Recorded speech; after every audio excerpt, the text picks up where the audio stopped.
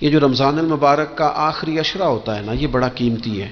میں پہلے بھی دوستوں سے عرض کرتا رہتا ہوں کہ ہم نا یہ آخری 10 دن اکثر بازاروں میں گھوم کے گزار دیتے ہیں۔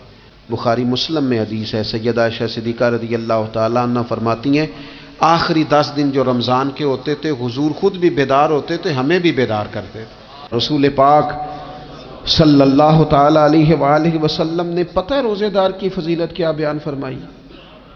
اللہ کے محبوب صلی اللہ تعالیٰ علیہ وسلم فرماتے ہیں کہ رب فرماتا ہے ابن آدم کا ہر عمل اس کے لیے ہے، روزہ میرے لیے، اور فرمایا میں خود جزا دوں گا روزے کی، میں خود جزا دوں گا روزے کی۔ اور حضور فرماتے ہیں روزہ ڈھال ہے، جو شخص روزہ دار ہو وہ بےہودگی سے، فحش گوئی سے اجتناب کرے۔ اور اللہ کے محبوب صلی اللہ تعالیٰ علیہ وسلم فرماتے ہیں اگر کوئی شخص اسے گالی دے، اگر کوئی شخص اس سے جھگڑا کرنا چاہے تو پتہ کیا جواب دے؟ اسے کہے بھئی میں روزے دار ہوں، میرے منصب کا تقاضا نہیں کہ میں تیرے ساتھ الجھوں۔ اور رسول پاک صلی اللہ علیہ وسلم فرمانے لگے اوہو اتنی بڑی بات۔ حضور فرمانے لگے، یہ صحیح مسلم کے لفظ ہیں، کریم محبوب فرمانے لگے مجھے اس رب کی عزت کی قسم جس کے قبضے میں محمد عربی صلی اللہ علیہ وسلم کی جان ہے، حضور فرماتے روزہ دار کے منہ کی خوشبو اللہ تعالیٰ کے نزدیک قیامت کے دن مشک کی خوشبو سے بھی زیادہ بکت والی ہوگی۔ اس کے منہ سے جو خوشبو آتی ہے قیامت میں مشک پیچھے رہ جائے گا، اور رب کی بارگاہ میں صرف روزہ دار کے منہ سے۔ اگر تیرے منہ کی خوشبو رب کو اتنی پسند ہے تو تجھے بھی تو اپنے منصب کا خیال ہونا چاہیے۔ میرے رسول پاک علیہ السلام نے فرمایا روزہ دار کو 2 خوشیاں ملیں گی، ایک خوشی اس وقت ملتی ہے جب وہ افطار کرتا ہے، اور فرمایا ایک خوشی اس وقت ملے گی جب وہ اپنے رب سے ملاقات کرے گا، جب وہ اس سے ملے گا تو اس وقت روزہ دار کو خوشی ہوگی۔ بخاری مسلم میں حدیث ہے، سیدہ عائشہ صدیقہ رضی اللہ تعالیٰ عنہ فرماتی ہیں آخری 10 دن جو رمضان کے ہوتے تھے حضور خود بھی بیدار ہوتے تھے، ہمیں بھی بیدار کرتے تھے۔ یہ راتیں بیدار رہنے کی ہیں، شب قدر کی تلاش کی ہیں۔ نبی پاک نے اعتکاف فرمایا ہے، کوشش کریں جو تو اعتکاف بیٹھ رہے ہیں وہ تو بڑے باعث مبارکباد ہیں، جو نہیں بھی نہ بیٹھ رہے وہ بھی اپنے اپنے علاقے کی مساجد میں کوشش کریں 1 رات مل جائے، 2 مل جائیں، 4 مل جائیں، جتنا اضافی ٹائم ملے آخری 10 دنوں میں وہ مسجد میں گزاریں۔ زیادہ سے زیادہ وقت قرآن پاک پڑھیں، استغفار پڑھیں، درود پاک پڑھیں، یہ 3 ہی وظیفے ان کے ساتھ۔ اور رات کا وقت کوشش کریں قیام میں گزرے، نوافل میں گزرے، جہاں جہاں بھی آپ اس کو ہم نے ضائع نہیں کرنا، تو جہاں موقع ملے کوشش فرمائیں، یہ وقت ضائع کرنے والا نہیں ہے۔ یاد آتی ہے تو آنسو بھی نکلتے ہیں، دعا بھی نکلتی ہے۔ تھے کچھ لوگ پچھلے سال جو اس سال موجود نہیں ہیں، وقت تیزی سے گزر رہا ہے، تو یہ سعادتیں بڑی قیمتی ہیں، ان کو ضرور حاصل فرمائیں۔ میرے دوستو خوشی تو جو ہوگی سو ہوگی، لیکن یہ لفظ بڑے حسین نہیں کہ روزہ دار کی رب سے ملاقات ہوگی، یہی لفظ بڑے باکمال نہیں؟ ایک روایت میں تو یہ ہے نا کہ روزہ میرے لیے ہے میں اس کی جزا دوں گا، اور ایک روایت میں یہ ہے کہ روزہ میرے لیے ہے اور رب فرماتا ہے میں خود روزے کی جزا ہوں، یعنی باقی نیکیوں پر ثواب ملے گا، روزہ رکھنے والے کو رب رحمان ملے گا۔ نبی اکرم صلی اللہ تعالی علیہ وسلم کے امت کے صوفیاء نے نا کچھ چیزوں کو بڑا کھولا ہے۔ عارف رومی کہتے ہیں کہ ایک دن نا محمود غزنوی نے خزانوں کے دروازے کھول دیے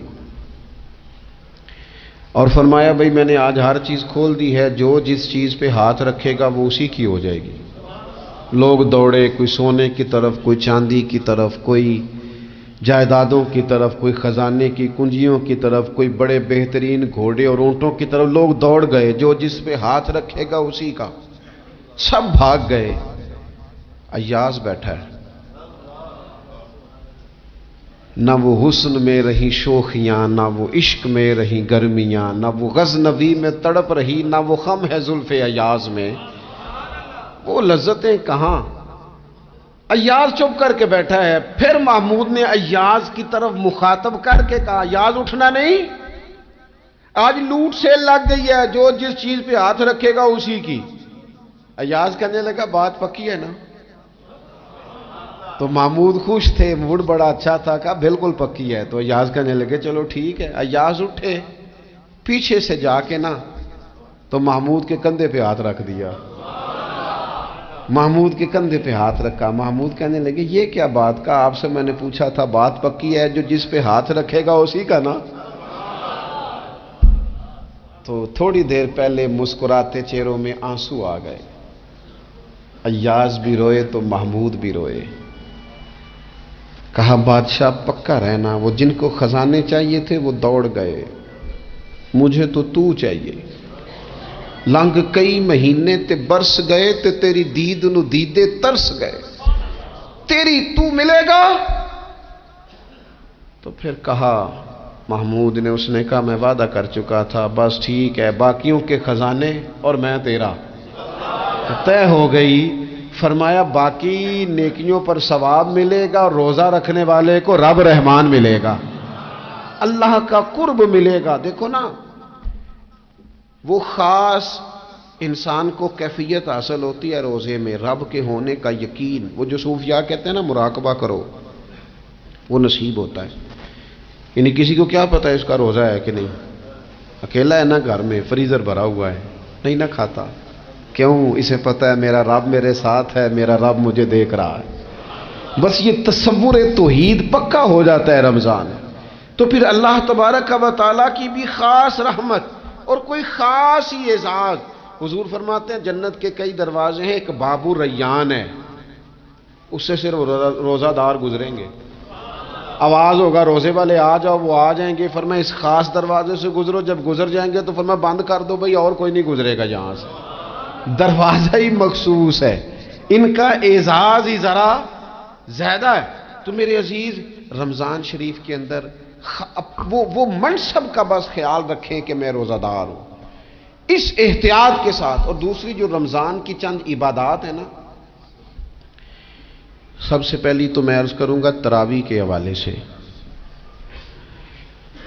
یہ بات یاد رکھ لیں کہ نبی پاک علیہ الصلوۃ والسلام نے فرمایا جس نے ایمان اور احتساب کی نیت کے ساتھ رمضان میں قیام کیا، اللہ اس کے پچھلے سارے گناہوں کو معاف فرما دے گا۔ اور ایک مقام پر نبی پاک صلی اللہ تعالی علیہ وسلم نے بیان کیا، یہ مشکات میں موجود ہے، حضور فرماتے ہیں رمضان اور قرآن دونوں قیامت کے دن بندے کی شفاعت کریں گے۔ رمضان کہے گا یا اللہ میں نے اسے دن بھر کھانا کھانے سے باز رکھا، اور تیری بارگاہ کے حکم کے مطابق اس نے اپنے آپ کو ان چیزوں سے بچا کے رکھا۔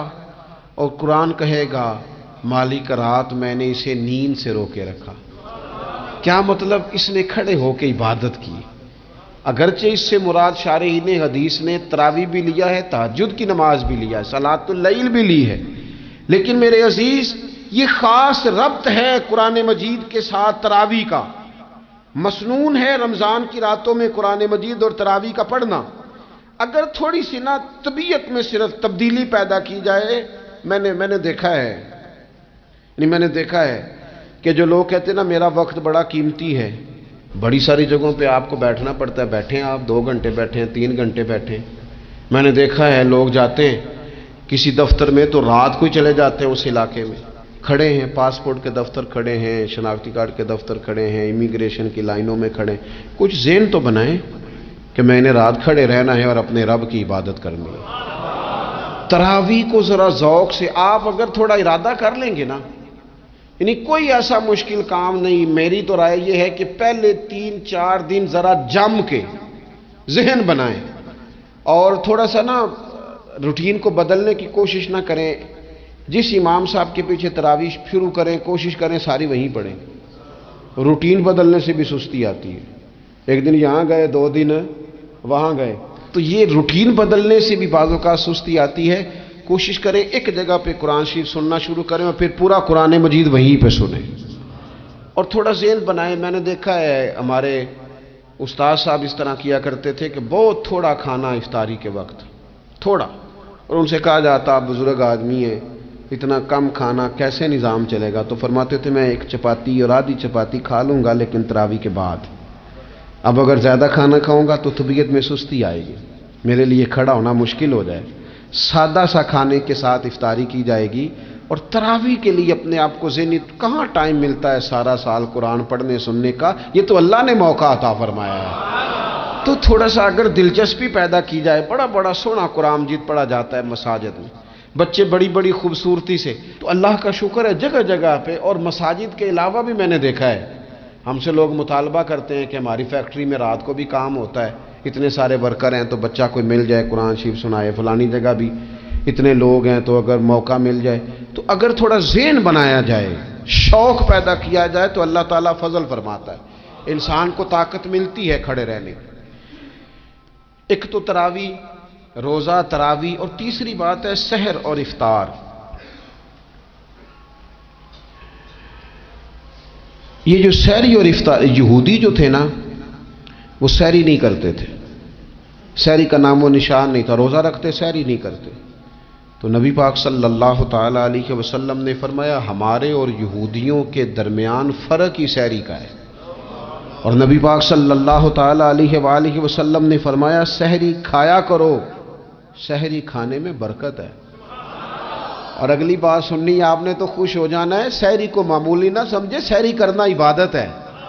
ہاں آپ مت سمجھیں کہ میں روٹی کھا رہا ہوں، یہ تو میرے سامنے دہی رکھا ہوا ہے، یہ تو سالن رکھا ہوا ہے، یہ تو اچار رکھا ہے، تو چپاتیاں رکھی ہیں۔ سحری کھانا عبادت ہے۔ آپ صبح اٹھے، آپ کی تو روٹین ہی اور تھی، تو 7 بجے کھاتے تھے، 9 بجے کھاتے تھے۔ یہ جو آپ صبح کھا رہے ہیں اٹھ کے سحری میں، اپنی مرضی سے تھوڑی کھا رہے ہیں، یہ تو کسی کے کہنے سے کھا رہے ہیں، یہ تو کسی کے بٹھائے بیٹھے ہیں۔ یہ جو سحری کا لنگر ہے یہ رب رسول کی رحمت کے ساتھ عطا ہوتا ہے، یہ کرم ہے، یہ اللہ رسول کے بٹھائے بیٹھے۔ کیا میرے رسول پاک صلی اللہ تعالی علیہ وآلہ وسلم نے بات کھولی ہے، ترغیب و ترہیب میں حدیث ہے، اللہ کرے یہ کبھی چسکا لگ جائے، یہ والا مزہ آ جائے، تو پھر تو گھر میں دسترخوان نہیں بچھا ہوا ہوگا، پھر تو رنگ ہی کوئی اور ہوگا۔ حضور فرماتے اللہ تعالی اور اس کے فرشتے سحری کھانے والوں پر رحمتوں کا نزول فرماتے ہیں۔ کھائی روٹی جا رہی ہے، پکا ہوا کھانا ہے، لیکن حضور فرماتے ہیں رب بھی رحمتیں فرما رہا ہے، اور اللہ کے حکم سے فرشتے بھی رحمتوں کا نزول کر رہے ہیں۔ ایک رمضان المبارک وہ عزت اور عظمت والا مہینہ ہے جس کا تعارف کسی عام آدمی نے نہیں، رب کریم کے قرآن نے بیان فرمایا ہے اور میرے مصطفیٰ کریم کی زبان اطہر نے بیان فرمایا ہے۔ لیکن آنے سے پہلے بخاری مسلم میں حدیث ہے، حضرت سلمان فارسی رضی اللہ تعالیٰ عنہ کہتے ہیں رمضان شروع ہونے سے پہلے نبی پاک نے ہمیں مسجد میں بلایا اور خطبہ ارشاد فرمایا باقاعدہ، اور ارشاد فرمایا لوگو تم پر ایک مہینہ آنے والا ہے جس میں اللہ اپنے بندوں پر خاص قسم کی رحمتوں کا نزول فرماتا ہے۔ خود رسول پاک نے ہمیں کس قدر زیادہ اس مہینے کا اکرام کرنا ہے اور کس قدر زیادہ اس کو اہمیت دینی ہے، اور کس قدر زیادہ ہمارے لیے وہ باعث عظمت ہے کہ جس مہینے کے فضائل خود رسول پاک علیہ السلام نے بیان فرمائے۔ اور نبی پاک صلی اللہ علیہ وسلم نے فرمایا کہ اس مہینے میں تم نفل پڑھو گے تو اللہ فرض کے برابر ثواب عطا فرمائے۔ حضرت انس بن مالک رضی اللہ تعالیٰ عنہ فرماتے ہیں جب نبی پاک علیہ السلام نے رمضان کی شان بیان کی تو صحابہ کا یہ مزاج بن گیا کہ وہ اپنے سارے کام رمضان سے پہلے سمیٹ لیتے تھے، رمضان شریف سے پہلے سارے کام سمیٹ لیتے، لینے دینے کے معاملات صاف کر لیتے، خریداری ہو جاتی، گھر کے اندر کوئی کام کرانا ہوتا تو وہ رمضان سے قبل کرا لیتے۔ یکم رمضان کو وہ مسجدوں میں ڈیرے لگا لیا کرتے، وہ کہتے تھے نیکیاں جمع کرنے کے ایام۔ سب سے مصروف ترین زندگی ہمارے نبی پاک صلی اللہ علیہ وسلم کی زندگی ہے۔ 23 سالوں میں نبی پاک علیہ السلام نے 2300 سالوں سے بھی زیادہ کام کیا، بڑا مصروف وقت تھا حضور کا، بڑا مصروف۔ ہمارے یہاں میں ایک جگہ پہ حاضر تھا تو ایک بزرگ تقریر فرما رہے تھے، وہ کہہ رہے تھے اب خانقاہوں میں جو اللہ اللہ ہو رہی ہے وہ چھوڑ کے باہر نکلو، اب میدان میں نکلنے کا دور ہے۔ تقریر ختم ہوئی تو میں نے کہا حضرت ناراض نہ ہوئیے گا، ویسے کون سی خانقاہ میں اللہ اللہ ہو رہی ہے جہاں سے آپ باہر نکالنا، تو دور ہی گزر گیا اللہ اللہ کرنے کا۔